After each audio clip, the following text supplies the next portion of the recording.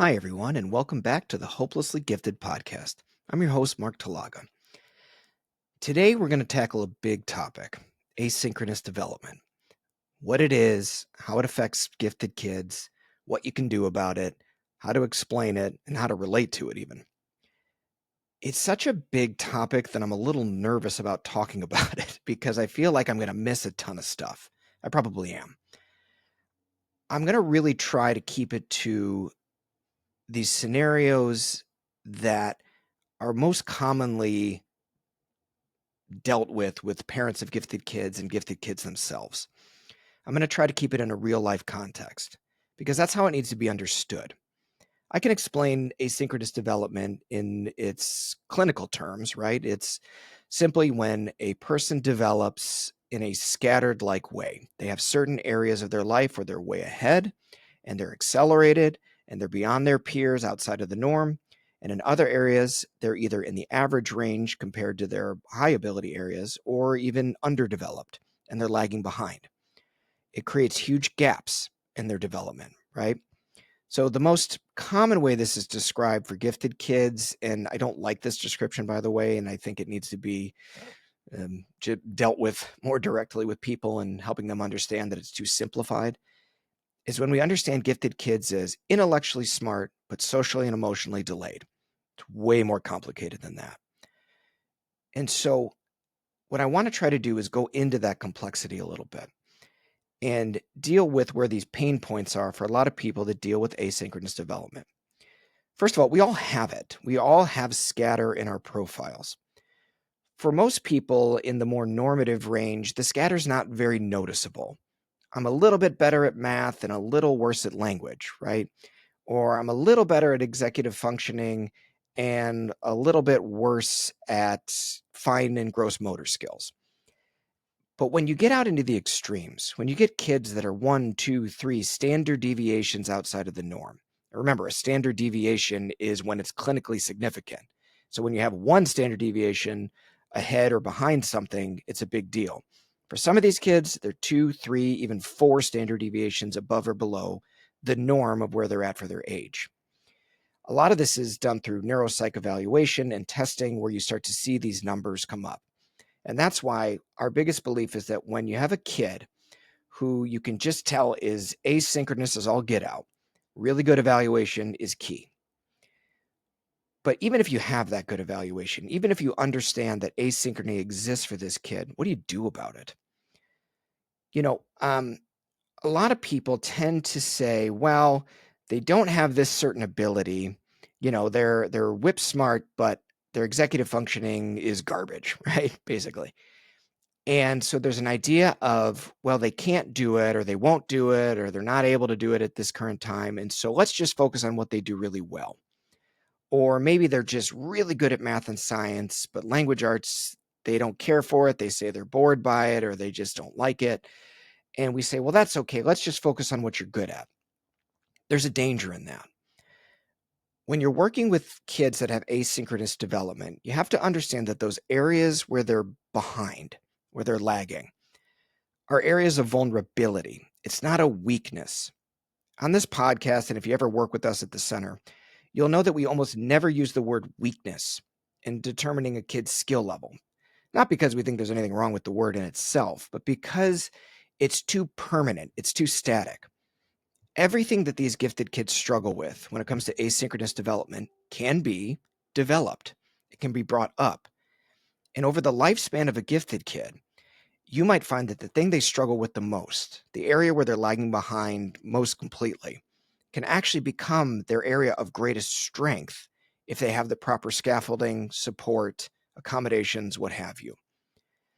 And so when you're understanding asynchronous development, you're never really wanting to say, that's who you are, and that's the hand you're dealt, and so we're going to work within those bounds. It's too limiting. It doesn't take into account the kids' passions in life, right? What they're excited about, what they envision themselves to do, how they dream themselves to be. And so even if a kid is dyslexic, let's say, and they really struggle with reading because the words just come across the page in terrible ways, we don't say, well, they just won't be good readers. We say, okay, they have this lag or this developmental disability or this, learning disability that we need to take into account and support so that we have a way for them to take written material and find a way to absorb it and process it. Because on some level, that may be one of their greatest strengths, but they have to deal with this issue that exists in their lives. And another example, if we switch over to emotional reactions, right? Asynchronous development comes into play again. Emotional regulation happens in the prefrontal cortex. Now I'm oversimplifying by quite a bit. But the idea is your executive functioning, one of the subfunctions is emotional regulation.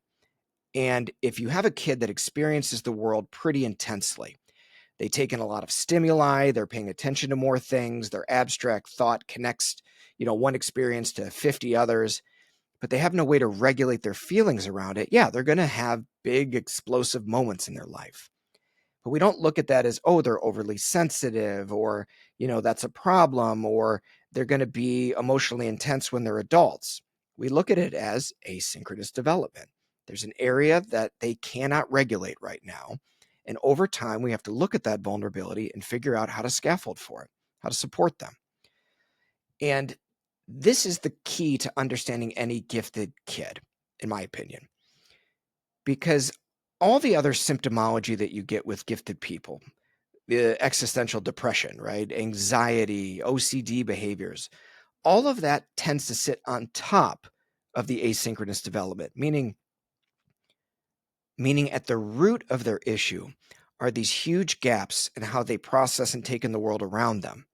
And when it's not addressed or understood, all these other things start to come out and take over. So think about it this way. If you have a kid that intuitively wants to be really connected to his peers, but on some level, they have terrible auditory processing or language processing issues. And so in their developmental profile, those areas are way, way behind. That's going to significantly impact their ability to communicate. And if you don't have communication, that makes connection very difficult. And so a lot of these kids who have difficulty processing people in large groups or reading certain cues or even hearing what they're supposed to be hearing from another person properly, may start to shut down on this ability to connect with others. They are more quiet or reserved, or in some extreme cases, we have things like selective mutism. But at the end of the day, if we look at it as a fixed factor in that kid, you're doing them a disservice because you're missing out on the part of them that wants to connect and wants to build the skill and develop the skill that it takes to properly communicate, even if it's hard and way harder than it probably is for most other kids. And so there's this sense of hopelessness that comes out when you're dealing with asynchronous development. I'll never be good at this. And especially when they go into a world that's trying to help them with these skills and they don't really get what it takes or where that kid really is in their development and try to give them normative fixes. Well, you need to advocate more for yourself. And that's why, you're not getting the help you need. Well, self-advocacy relies on a lot of different neurological skill sets. And if you don't have those or they're underdeveloped and you don't account for that, you're putting that kid in a position to fail. And so you really have to look at what that kid can and can't do at that current point in time versus what you believe, oh, they should be able to do. Right? There's a lot of people of, oh, he can advocate for himself. He just doesn't want to. Not necessarily. It may be that framework of what it means to advocate and that skill set of what they need to tap into to go up to a teacher and say, hey, I need extra help with this, or I need somebody to explain this to me, may not actually be there. And so what is that kid's option other than to shut down, to be quiet, to try to figure it out on their own, to isolate? And on some level, that's a learned behavior that can go into their adult life over time. Seeking out help doesn't really help. And instead of putting it on the kid of, oh, you're just refusing the help that's given to you, you got to take a deeper look. Why isn't it working? What are they really struggling with? What are we missing here that makes it so difficult for that kid to engage in the way that we know they want to, right? And so we don't, on the other end of it, is like you don't want to take it to they'll never be able to do it. And so for a lot of kids that have something like dysgraphia, where it's very uncomfortable, it physically fatigues their ability to write. You know, it hurts their hand after a while and it gets in the way. There's an avoidance to write. And so we might suggest things like, well, maybe they type or maybe they dictate or maybe they do all this other stuff. But because that feels so extra, you know, and the kid doesn't want to accept that they're dealing with that level of vulnerability, we start to work our strategies around removing the stress at all. Well, they don't have to write. And on some levels, that's probably appropriate. But you've also got to pay attention to, does that kid want to learn how to write? Do they understand what their asynchronous development really is? And when you start to explain these things to the kid and to the teachers and to the other parents and to the people that are working with this child, you're not really creating this victimhood mindset of, oh, they can't do it, and that's why you need to give them this accommodation. You're saying it's a skill that is completely underdeveloped right now. And for us to ask them to do it at this point in time is not only unfair, but it could be damaging to the kid. And they start to what we call foreclose on their identity, right? I'll never be this. I'll never be a writer because it's too painful. It's too stressful. And I don't care if that kid doesn't care about becoming a writer. Maybe they don't care and they're just like, I just don't want to become a writer and that's just not who I am. That's fine. But if some part of it bothers that kid that they're not able to write or read or play sports at the level that they see others doing it or the level they envision for themselves, that's usually a sure sign that they have some potential to do it. And then we got to get back into the process of what it takes to really develop that skill set. Everything really comes down to skills with us at our practice. I'm a big believer that it's not about the psychobabble. Oh, they're just too anxious, or, you know, they had a traumatic or maybe they had a traumatic incident when they were a child and that trauma now precludes them from going forward in life. You know, that's got to be taken into account. You don't dismiss it, but you get back to the root. Where are they at developmentally? Where are they at in terms of their ability to perform a certain task? And you got to remember, when you're working with gifted kids, chronological age does not matter. I don't care what age they are. They could be 12 years old and not know how to ride a bike. And yes, maybe on some level they have convinced themselves it's never going to happen and it creates way too much anxiety. And our job as parents, educators, coaches, counselors, whatever, is not to force them through it, to say, oh, you'll feel better once you do it. Our job is to say, you may not be ready right now, and you probably can't do it right now. But what I don't want you to do is shut down on the idea that you'll never be able to do it. Because the belief is that if we figure out what the real small glitch is here that's getting in the way of you doing it in the way you perceive in your head, there's a chance for you to develop the skill. And once again, it could become your greatest strength. And so we never want to shut down on the possibility for these kids.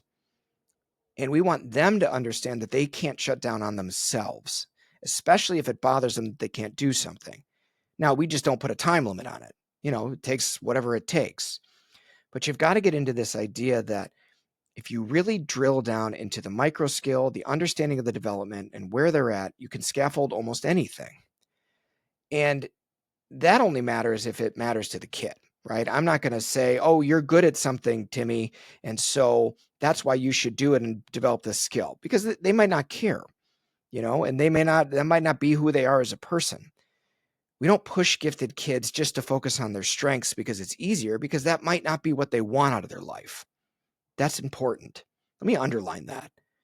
We don't push kids to just focus on their strengths because it might not be what they want out of their life, might not be who they are.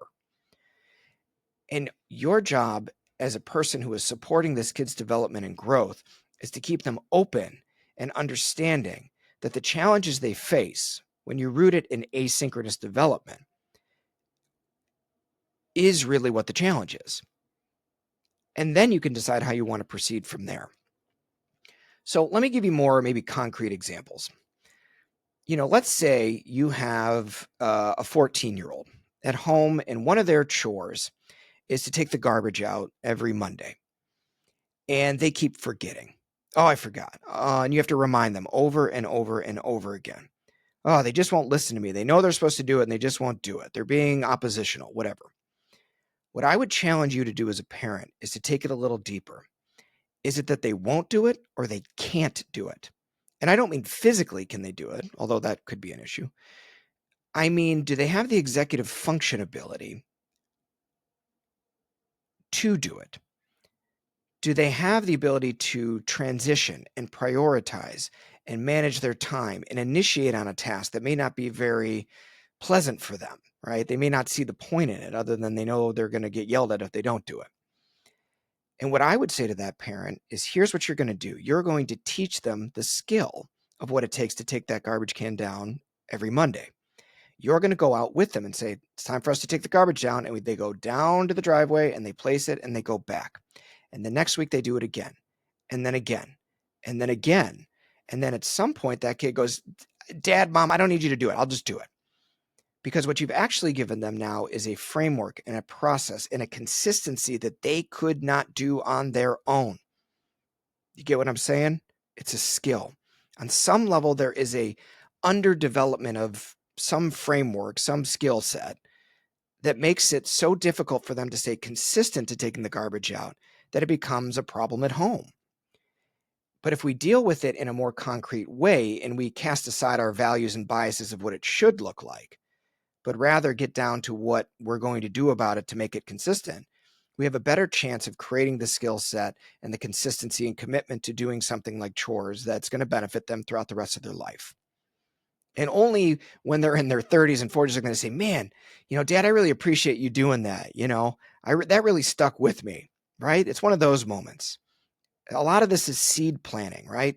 We're not here to demand performance and put expectation on our kids to do anything in a time limit that isn't appropriate for their development. That's not fair. We don't expect that of ourselves, although maybe some of us do. And then the other part is how relatable this issue is. I'm talking about kids and these very clear-cut behaviors and things that get in the way of them really, making things happen in their life.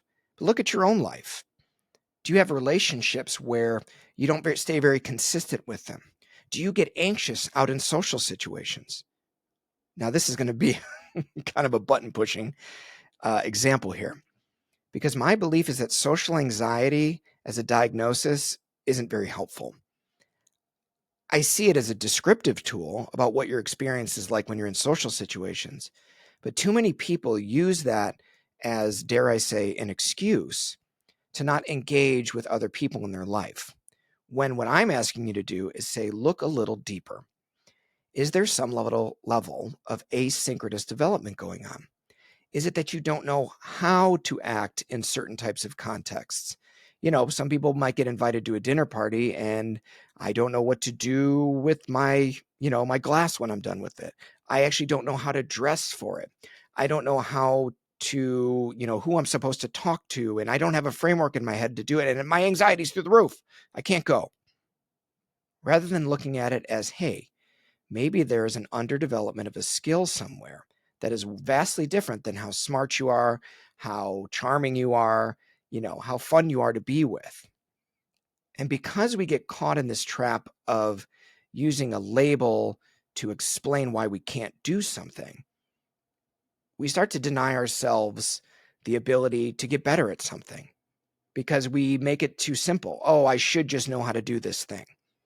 Right? And that context can apply to anything. I should just know how to ask for help.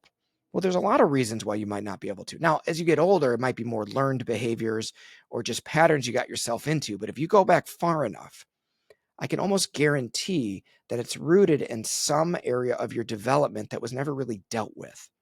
Or it was assumed because you're a smart person, you just knew how to do things.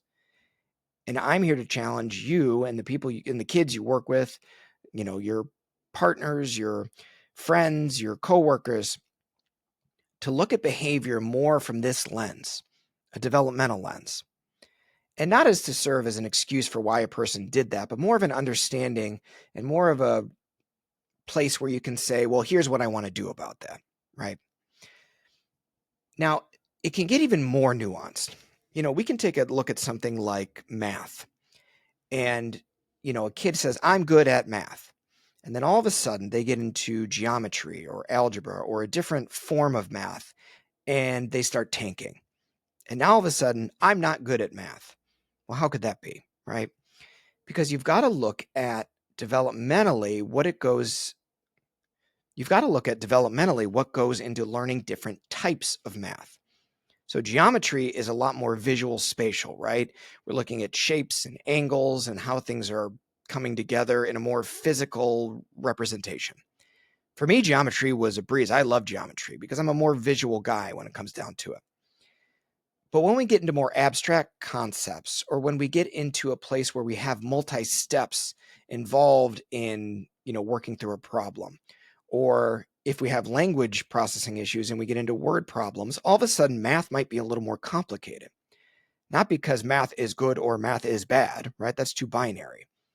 It's because we have to look at each area of our skill and ability and where we might be lagging behind once again. And we might need to deal with those vulnerabilities as a way to re-engage with the material. But context matters, basically. Whatever the context is, you have to look at it and break it down into the micro parts of what it takes to do something. I tell parents all the time, they're like, well, I'm asking them to do something very simple.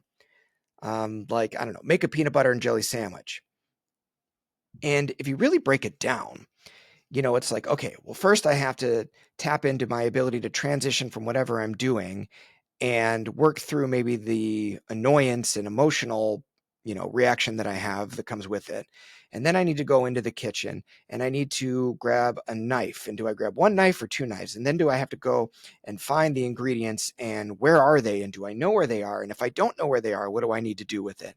And then, okay, there's a dish that I like to use that isn't available. Now, and again, I could go on and on and on, explaining how complicated the internal processes can be to do something that seems very simple. And all I'm asking is, again, when somebody is resistant to doing something that it feels like they should be able to do, ask yourself, is it that they won't do it or they can't do it?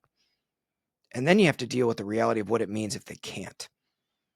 And a lot of parents get caught in this dilemma of, I do too much for my gifted kid. I'm basically their executive functioning and I do all the work for them. That could be appropriate given where they're at. It may be that you have to act as their executive functioning as long as you know where they actually are in their skill and ability level and how you're going to help scaffold them up, or how you're going to enlist help to scaffold them up while you're helping them survive.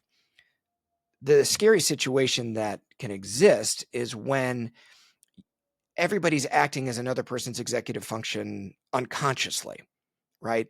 To, take care of those hidden asynchronous developmental abilities that we don't really understand. And then they go off into some challenge in their life. They go off to college or they go off to live on their own. And all of a sudden it's like, the rug was pulled out from underneath them. They have no idea how to do the things they need to do. And then a lot of times, these, more grown gifted kids get into a place where they start blaming their parents. Well, you never taught me. You never taught me. Okay, that whatever. That may be true and people may have missed things. That's life. We don't always know everything that we know when we need to know it. And on some level, it comes down to how you start to acknowledge the pain of going into the world, not knowing how to do something that it feels like you should have known how to do all along. And you realize that, hey, I'm an asynchronous person. I've developed all over the place. I can do some things better than anybody. And that brings a lot of joy to me. But I really struggle to face the areas where it feels like I should be more accelerated than I am. That's the real challenge. That's where the real heartbreak comes in, the real pain. But if you can do that, and you can look at it not as a judgment on yourself or your personhood, and you look at it as a skill that needs to be dealt with, all of a sudden you have a chance and a way forward to start to get better, right? And I will say, yeah, catching it earlier in kids is better than waiting.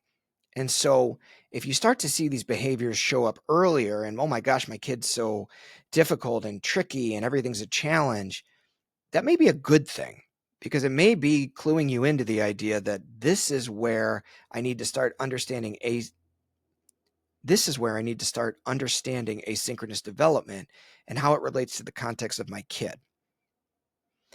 So, my hope is that if you're listening to this today, I think you'll understand asynchronous development in a kind of a global sense of what it means to be ahead in some things and behind in others.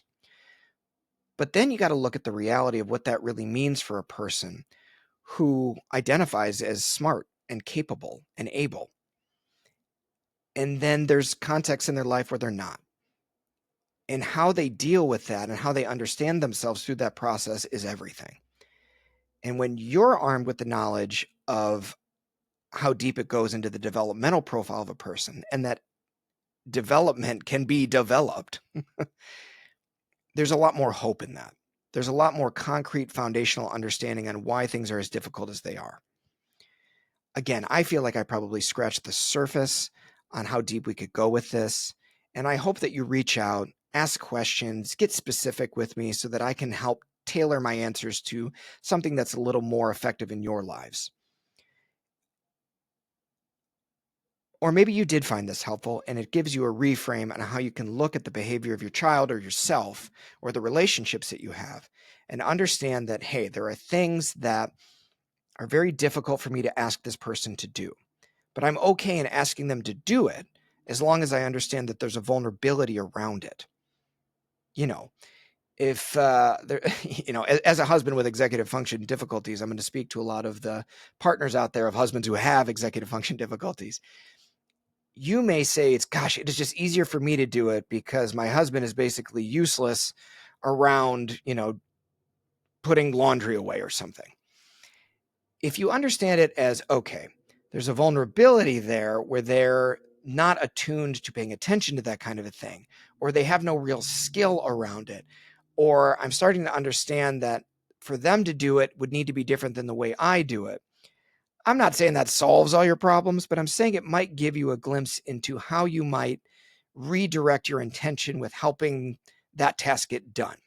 And I'm also not letting, I'm picking on husbands here for some reason, but I'm not letting the husbands off the hook that they don't have to do it because they're bad at it. We have to take ownership for our own vulnerabilities and understand that, if we want a healthier relationship with whomever we're with, that can be built up and scaffolded when we start to deal with these areas. When we start to deal with our own vulnerabilities and understand they're not these permanent static things. Okay. So again, you can see how it translates not just from the young children who, are struggling with big emotions because they have no regulatory, neurology yet in their prefrontal cortex to hold those things back. And they may struggle a lot in those executive functions, even though they academically are accelerated, to teenagers who, are struggling to communicate and connect with others because they have some level of asynchronous development, to adults who are foreclosing on possibilities and identities because they've never had to face how painful it is to know that they haven't developed the skills they need in certain areas. It's all over the place. But it's a human issue. And it only becomes a gifted issue because sometimes with gifted, it's in the extremes. And it's a lot louder and bigger and more intense. But there's a way to deal with complexity. There's a way to deal with extremes when you really understand how a person develops over time. And so hopefully this was helpful to you. Reach out, please, if you have any more thoughts, questions, concerns, challenges to me. I'd love to hear it. Thanks again, and hopefully you'll stay tuned to the next episode of the Hopelessly Gifted podcast.